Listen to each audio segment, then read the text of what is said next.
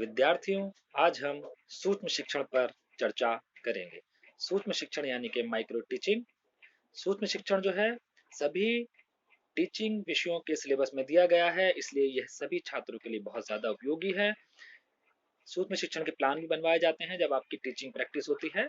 उससे पहले सूक्ष्म शिक्षण के प्लान बनवाए जाते हैं, आपको किसी विशिष्ट कौशल का प्रशिक्षण दिया जाता है, इसलिए सभी लोग इसको ध्यान से देखेंगे और समझने का प्रयास करेंगे। तो आज हम सैद्धांतिक रूप से सूक्ष्म शिक्षण यानी कि माइक्रो टीचिंग की चर्चा कर लेते हैं।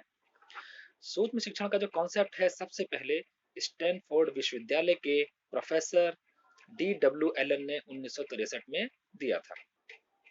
इस कॉन्सेप्ट को देने का मकसद उनका ये था कि जब कोई भी अध्यापक या प्रशिक्षु वास्तविक कक्षा में जाता है तो वहां पर उसे अनेक जटिलताओं का सामना करना पड़ता है। तो ये जटिलताएं संबंधित होती हैं विभिन्न कौशलों से, क्योंकि वहां पर वास्तविक कक्षा में उसे विभिन्न कौशलों को एक साथ समावेशित रूप में छात्रों के सामने प्रस्तुत करना पड़ता है, जैसे कि श्यामपट्ट लेखन कौशल, पाठ प्रस्तावना कौशल, व्याख्यान कौशल, प्रयोग प्रदर्शन कौशल इत्यादि। तो क्योंकि वहां पर उसको बहुत ज्यादा जटिलताओं का सामना करना पड़ता है, तो उसको क्लास में जाने से पहले ही सूक्ष्म शिक्षण के माध्यम से प्रशिक्षु अध्यापक में विभिन्न कौशलों का विकास किया जाता है।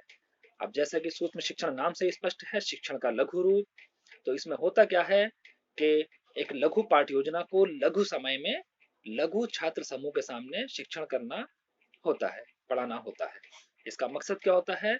किसी विशिष्ट कौशल में दक्षता प्राप्त करना और प्रशिक्षु के व्यवहार में परिमार्जन करना, उसमें परिपक्वता का निर्माण करना। तो इसमें एक छोटी क्लास होती है, 10 से 15 लोग उसमें हो सकते हैं। प्रशिक्षु अध्यापक जो है एक छोटी पाठ योजना जो कि लगभग 5 से 10 मिनट की होती है, उस योजना को लेकर छोटे समूह के सामने प्रस्तुत होता है और शिक्षण कार्य करता है। इस शिक्षण कार्य के दौरान जो प्रशिक्षु अध्यापक होता है, वो सिर्फ एक कौशल विशेष का चुनाव करके उसी कौशल विशेष पर एक लघु पाठ योजना तैयार करता है, यानी कि उसका कंसंट्रेशन जो होता है सिर्फ उस विशिष्ट कौशल पर ही होता है। यदि हम बात करें कि उसने व्याख्यान कौशल का चयन किया है, तो वो सिर्फ अपना सारा कंसंट्रेशन जो है, अपना केंद्र जो है, वो व्याख्यान कौशल पर रखेगा, ना कि ब्लैक बोर्ड पर, ना कि पुनर्बलन कौशल पर, ना कि पाठ प्रस्तावना कौशल पर। ठीक है, तो इसमें क्या होता है कि उसके व्यवहार में परिमार्जन करने का प्रयास किया जाता है, और ये प्रयास तब तक किया जाता है कि जब तक वह उस विशिष्ट कौशल में दक्षता प्राप्त नहीं कर लेता है। ठीक है, तो इसका कॉन्सेप्ट आप लोगों के समझ में आया होगा। अब इसकी परिभाषाओं की बात करते हैं। विद्वानों ने इसकी अलग अलग परिभाषाएं दी हैं। सबसे पहले DLN की परिभाषा। DLN ने कहा है कि सूक्ष्म शिक्षण से तात्पर्य शिक्षण की उस लघु क्रिया से है जिसे कम विद्यार्थियों वाली कक्षा में तथा अल्प समय में संपन्न कराया जाता है। ठीक है, क्योंकि उन्होंने ये कॉन्सेप्ट दिया है तो उनकी परिभाषा काफी महत्वपूर्ण हो जाती है। इसके अलावा BM शोर ने इसकी परिभाषा दी है कि सूक्ष्म शिक्षण कम अवधि, कम छात्रों तथा कम शिक्षण क्रियाओं वाली एक प्रविधि है। इसके अलावा बहुत सारी परिभाषाएं हैं, आप बुक में या इंटरनेट पर देख सकते हैं।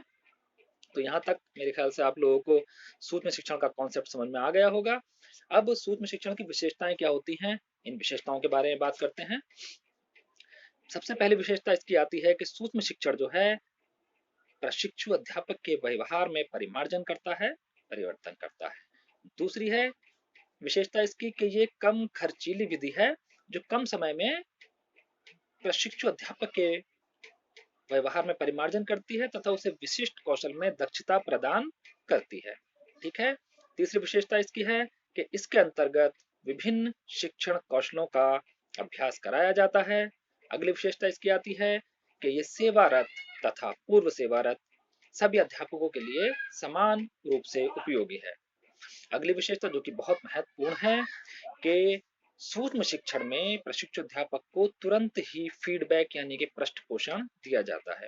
यहाँ पर एक इंपॉर्टेंट बात आप लोगों को और बता दूं कि पृष्ठ पोषण यानी फीडबैक जो है वह सूक्ष्म शिक्षण की आत्मा कहा जाता है, क्योंकि पृष्ठ पोषण के द्वारा ही प्रशिक्षु अध्यापक को उसके कमियों का ज्ञान प्राप्त होता है और वह अच्छा करने के लिए प्रेरित होता है। अगली विशेषता इसकी कि इसके अंतर्गत वीडियो रिकॉर्डिंग के माध्यम से प्रशिक्षु अध्यापक को उसकी कमियों का ज्ञान करवाया जाता है।